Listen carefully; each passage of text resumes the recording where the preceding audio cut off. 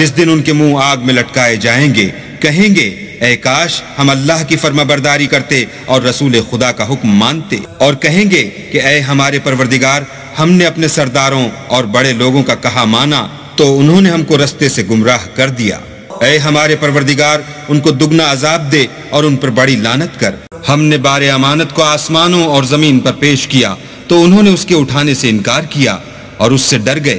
اور انسان نے اس کو اٹھا لیا، بے شک وہ ظالم اور جاہل تھا، تاکہ اللہ منافق مردوں اور منافق عورتوں اور مشرک مردوں اور مشرک عورتوں کو عذاب دے، اور اللہ مومن مردوں اور مومن عورتوں پر مہربانی کرے، اور اللہ تو بخشنے والا مہربان ہے۔